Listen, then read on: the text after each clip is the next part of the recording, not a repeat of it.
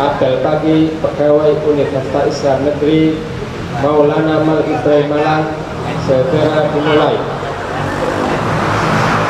Persiapan apel, pasukan disiapkan.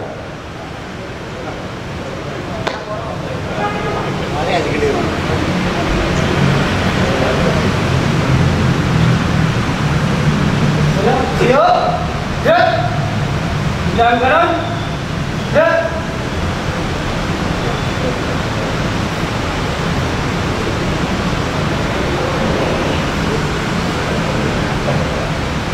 Gerak, gerak, istirahat di tempat, gerak.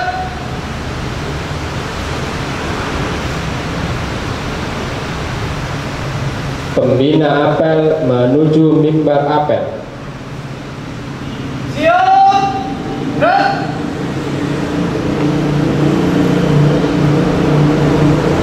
Penghormatan kepada pembina apel.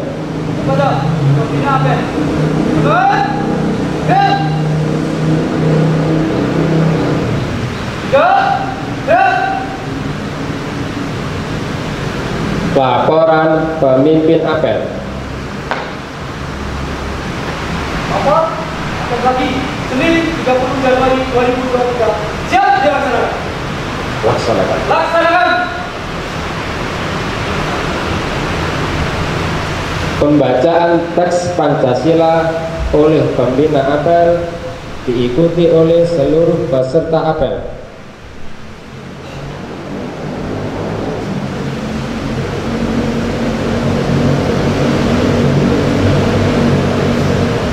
Pancasila.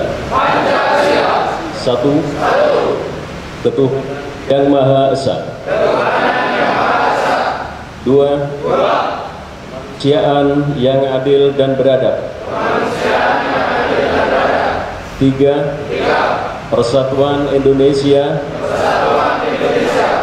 Empat. Kerakyatan yang dipimpin oleh hikmat kebijaksanaan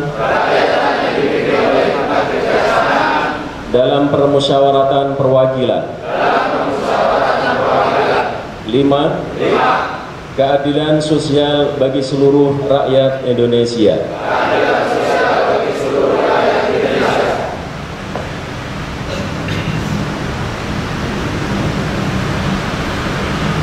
Amanat pembina apel. Berada, istirahat di tempat, gerak.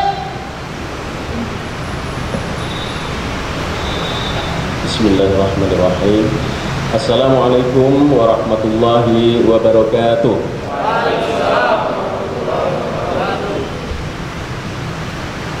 Alhamdulillah, alhamdulillahirabbil alamin. Wassalatu wassalamu ala asyrafil anbiya'i wal mursalin sayyidina wa maulana Muhammadin wa ala alihi wa sahbihi ajma'in, amma ba'd. Yang kami hormati unsur pimpinan di lingkungan UIN Maulana Malik Ibrahim Malang, yang hari ini ada para kabak atau koordinator, mana koordinator yang lain ini, dan seluruh kepala pusat, unit, lembaga, dan seluruhnya yang hadir, para peserta upacara yang saya hormati dan yang saya banggakan. Pertama, marilah bersama-sama kita memanjatkan puji syukur atas kehadiran Allah Subhanahu wa Ta'ala. Kita masih dalam limpahan nikmat lindungannya, antara lain iman Islam, sehat jasmani, sehat rohani, dan sehat mental kita, sehingga kita dapat menjalankan tugas-tugas pengabdian kita. Tentu ini kita niatkan dengan ibadah pengabdian pertama kepada Allah sebagai orang yang beragama, kemudian pengabdian kita kepada bangsa dan negara kita wujudkan, dan abdian kita, tugas-tugas di lingkungan UIN Maulana Malik Ibrahim sesuai dengan tugas fungsi masing-masing. Oleh karena itu, atas semua nikmat yang oleh Allah diberikan kepada kita semuanya, tentu kita patut bersyukur dengan selalu meningkatkan semangat kerja disiplin, dan hal-hal baik yang positif lainnya untuk dapat terus mensupport dan mendorong lembaga ini semakin hari semakin maju, semakin tahun semakin menggapai tujuan apa yang telah dirumuskan oleh para pendahulu dan para pimpinan sekarang ini. Kedua, sholawat dan salam kita tujukan kepada junjungan kita Nabi besar Muhammad Sallallahu Alaihi Wasallam, Nabi pilihan penutup zaman yang telah memberikan bimbingan dan pencerahan kepada kita semuanya, sehingga kita tetap berpegang kepada iman dan Islam. Bapak Ibu semuanya, para peserta apel rutin hari Senin yang saya hormati dan yang saya banggakan, tentu kita sebagai ASN di UIN Maulana Malik Ibrahim yang merupakan bagian dari Kementerian Agama Republik Indonesia, di dalam menjalankan tugas sehari-hari ada di pundak kita sebagai amanah yang harus selalu membumbui, mewarnai tugas-tugas kita. Apa itu? Tentu adalah sebagai orang yang beragama. Sebagai ASN sudah jelas aturannya nanti, bagaimana jam kehadiran kita, kemudian antara masuk sampai pulang nanti diisi dengan apa, itu sudah jelas. Kemudian ketika kemudian ada hal-hal yang tidak sesuai dengan aturan-aturan tersebut, tentu ada rumusan yang kemudian nanti antara lain adalah diterapkan dalam bentuk punishment misalkan. Itu adalah aturan-aturan kepegawaian kita sebagai ASN, baik yang PNS maupun yang non ASN. Yang pertama yang ingin saya sampaikan para bapak dan ibu semuanya, bahwa sebagai seorang yang beragama, bahwa di dalam menjalankan tugas sehari-hari di pundak kita ada amanah agama, wabil khusus adalah agama Islam. Saya ada sebuah ungkapan yang saya ingat dari seorang sosiolog, Talcott Person. Dia mengatakan bahwa religion as a set of belief practices institutions which men have evolved in various societies. Jadi ada 4 komponen yang mana di sini nanti akan dapat merupakan kegiatan yang bisa merubah perilaku kehidupan manusia. Yang pertama tadi dikatakan religion as a set itu adalah seperangkat makna. Jadi ketika kita sebagai seorang beragama atau apapun bagi mereka umat beragama, itu yang pertama yang harus dipahami adalah makna atau definisi apa agama yang diyakini, agama yang diakui. Ya. Maka ketika kita bicara agama, ada juga satu definisi antara lain bahwa agama itu ada yang mengatakan dari bahasa Sanskerta, agama, tidak, gama itu kacau. Jadi agama itu orang yang beragama itu berarti tidak kacau, kata-katanya tidak kacau, pikirannya tidak kacau, penglihatannya tidak melihat hal-hal yang kacau, tulisan-tulisannya tidak kacau. Itu orang yang beragama. Agama berarti tidak kacau. Artinya apa? Teratur. Dalam kehidupan beragama kita sangat diatur oleh norma-norma yang terkandung di dalamnya. Sehingga orang yang beragama itu pasti dia akan mencerminkan keimanan dan agamanya. Hatinya teratur sehingga nanti kemudian akan tercermin dalam pikiran yang kemudian akan muncul dalam lisan-lisan, yang kemudian di situ juga akan tercermin dalam sikap perilaku kehidupan sehari-hari, kelihatan sangat teratur, harmonis, kepada kawan baik, kepada stafnya baik, kepada pimpinan baik, di masyarakat dia baik. Itulah orang yang beragama. Apapun agamanya, tidak ada yang mengajarkan kekacauan. Kekacauan ini tidak akan terjadi ketika orang yang memahami agama itu dia benar-benar dapat mempraktekkan dengan baik. Itu yang pertama.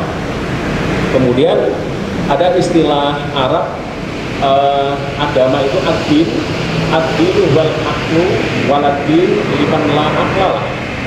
Agama itu adalah berkaitan dengan akal. Maka bagi orang yang tidak berakal, bagi orang yang straight miring, itu berarti dia tidak berkewajiban untuk menjalankan ketaatan di dalam menjalankan agama.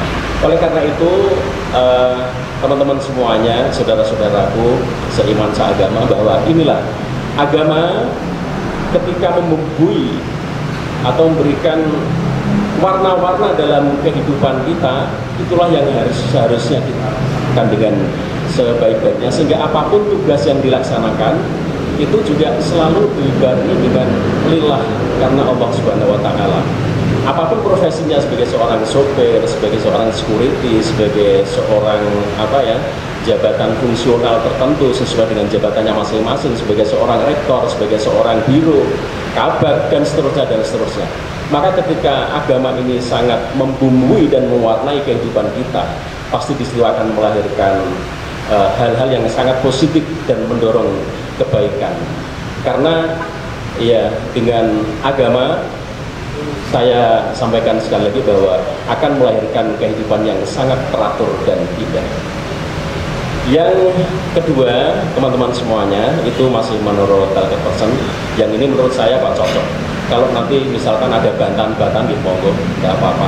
Tapi bahwa orang yang beragama itu ya memang seharusnya seperti itu. Keteraturan yang muncul di dalam perilaku kehidupan sehari-hari.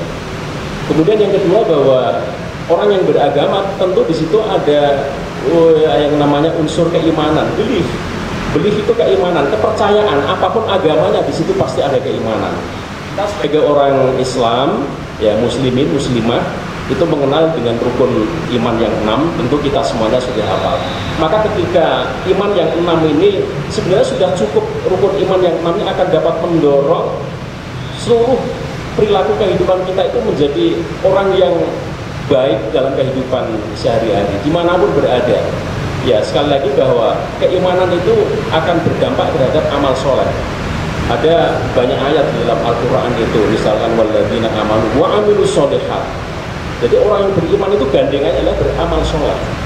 Yang kita semuanya hafal misalkan dalam surat Al-Asr, wa asri innal insana lafi khusrin illa alladzina amanu wa amilus sholihat. Orang yang beriman pasti beramal soleh.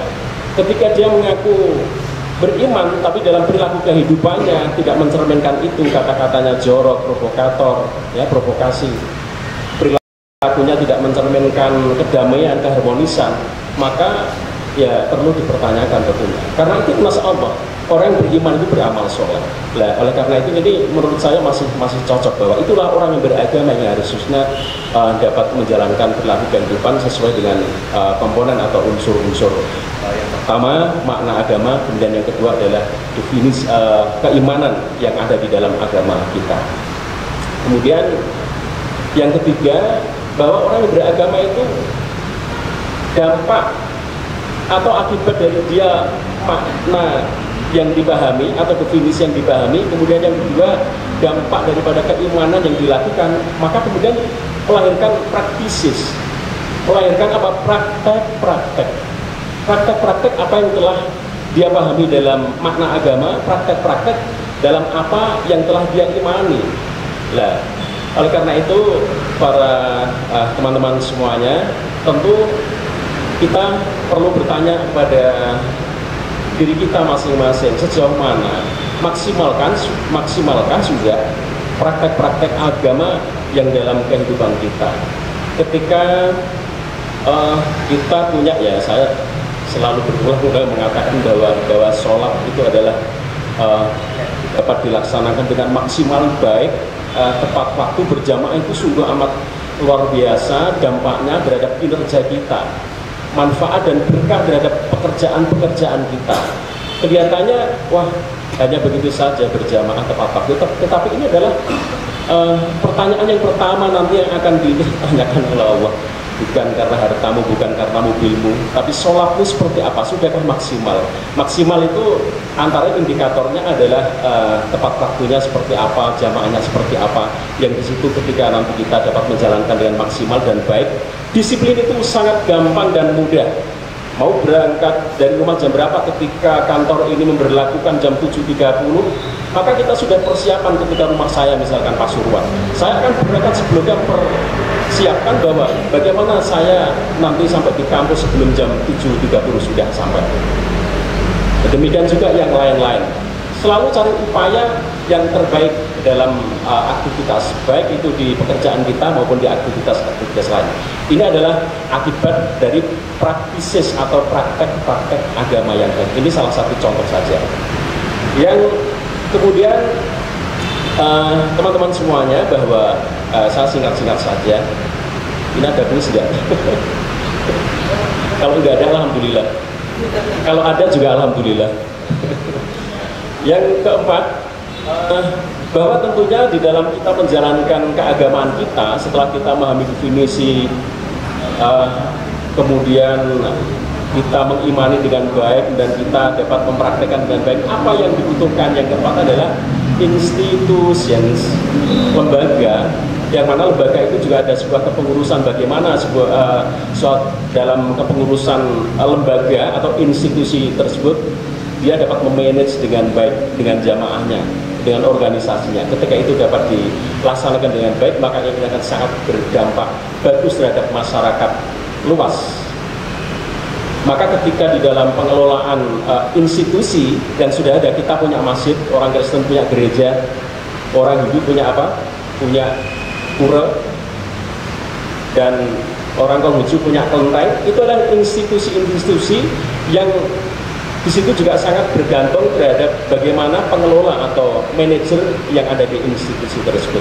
Ketika dapat mengelola dengan baik, maka sungguh akan sangat berdampak terhadap jamaahnya. Oleh karena itu, have evolved in varying societies. Maka evolusi sebuah kebutuhan sosial itu akan terjadi akibat dari memahami agama, akibat dari keimanan yang baik, akibat dari praktek-praktek dengan memanfaatkan institusi yang telah disiapkan oleh agama masing-masing. Maka di sini akan dapat merubah masyarakat sosial dari yang tidak tahu menjadi tahu, dari yang tidak baik menjadi baik, sehingga sangat tepat ketika kita win Maulana Malik Ibrahim dengan terus menumbuh kembangkan prinsip-prinsip ulul albab, yaitu zikir, fikir, dan amal soleh. Jadi zikirnya yang bagus di situ akan sangat berpengaruh terhadap kecerdasan atau berpikir yang bagus. Kemudian keseimbangan pikir yang bagus, maka di situ akan melahirkan perilaku atau sikap yang baik yang disebut dengan amal soleh. Oleh karena itu tidak salah ketika banyak ayat di dalam Al-Quran, karena memang nas Allah pasti benar lah. Walladzina amanu wa amilus sholihat, ada kurang lebih 60 titik di dalam ayat itu. Saya mencermati secara manual yang berbunyi amanu wa amilus sholihat, amanu wa amilus sholihat, banyak ya. Oleh karena itu ketika orang yang beriman beramal soleh, maka kemudian win kita menerapkan generasi ulul albab, yaitu zikir, fikir yang kemudian istri berdampak terhadap amal soleh. Maka inilah yang seharusnya kita bersama-sama support, dan tentu kita harus kembali pada pribadi atau diri kita masing-masing. Sudahkah hal itu kita laksanakan secara maksimal? Demikian Bapak Ibu semuanya, beberapa hal yang dapat saya sampaikan pada apel pagi hari ini. Mudah-mudahan yang sedikit ini dapat memberikan dampak disiplin terhadap kita, yaitu disiplin kepada Allah kita sebagai hambanya. Kemudian yang kedua, disiplin terhadap pemerintah kita sebagai ASN yang mengabdi di Kementerian Agama melalui WIN Maulana Malik Ibrahim. Sekali lagi kurang lebihnya mohon maaf. Wallahu muwaffiq ila aqwamit thoriq. Wassalamualaikum warahmatullahi wabarakatuh.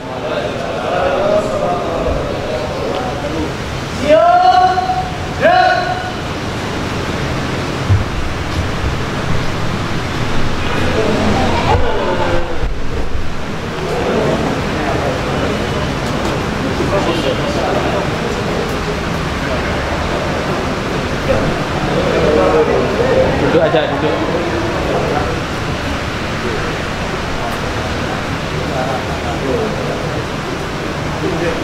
Pembacaan doa.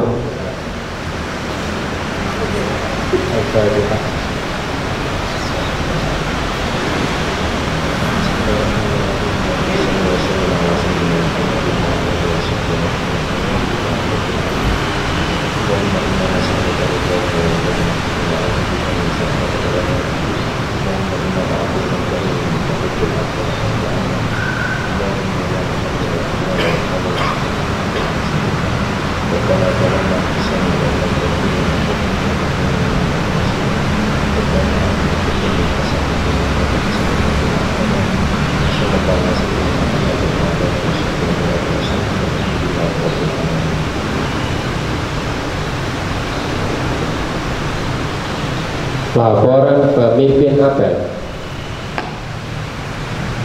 Apel pagi telah dilaksanakan. Laporan selesai. Bubarkan. Bubarkan. Penghormatan kepada pembina apel. Kepada pembina apel. Hormat. Gerak. Tegak. Gerak. Pembina apel meninggalkan tempat apel.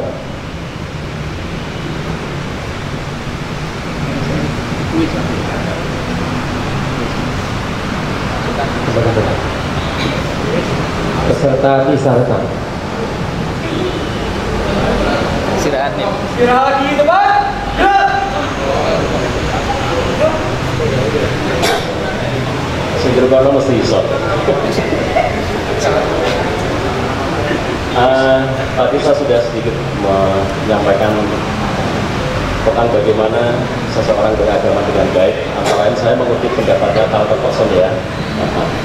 Itu ada berapa tadi dalam rangka sebagai orang yang beragama? Ya, langsung saja. Ya, iya disebutkan ya. Ayo, masuk. Ayo, maju Mas Sofi.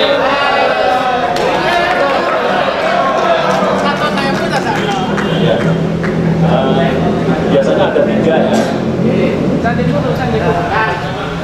Langsung aja deh, langsung aja Mas.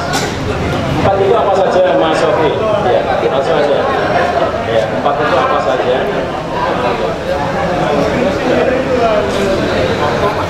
Dalam beragama yang pertama, saya ikut yang kedua di al-aku di berakal terus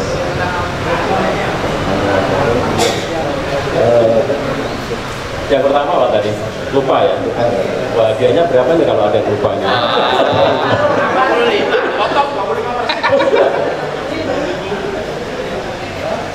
Yang kedua apa tadi? Ingatnya yang kedua. Yang kedua apa? berakal sehat, terus yang empat institusi. Yang pertama apa? Aset itu makna itu definisi bagaimana seorang beragama.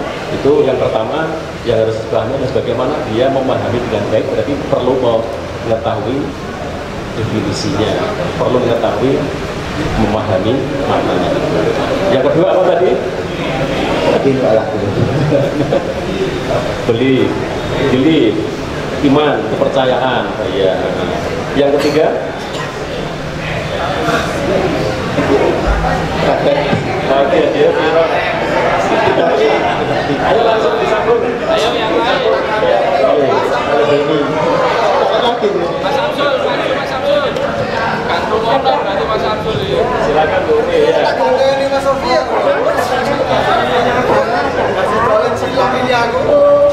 Makna dari agama itu sendiri. Kemudian yang kedua terkait dengan kepercayaan atau keimanan terhadap agama yang dijalankan.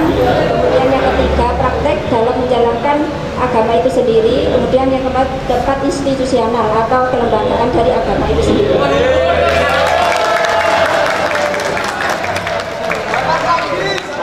Masih mau jawab? Ya udah, tak kasih jawaban pertanyaan yang enak-enak aja. Saya tadi kan juga menyampaikan bahwa orang beriman itu beramal soleh. Tunjukkan salah satu ayat bahwa orang beriman itu beramal soleh.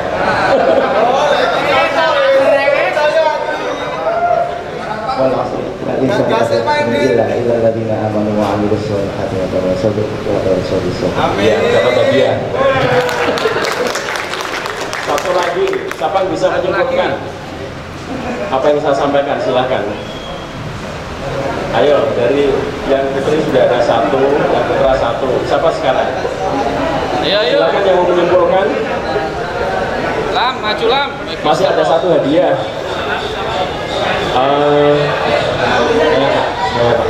Siapa?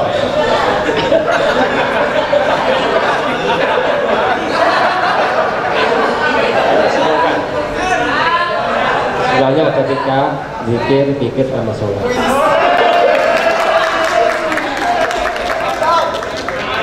Itu apa namanya? Generasi apa? Generasi sudah apa? Oke, terima kasih. Ini dapat hadiah 50.000. Ayo Mas.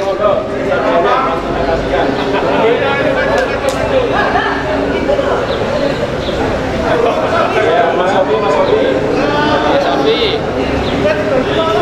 Alhamdulillah. Oke. Terima kasih, demikian yang bisa saya sampaikan ya. Saya kembalikan pada Komandan Bacar.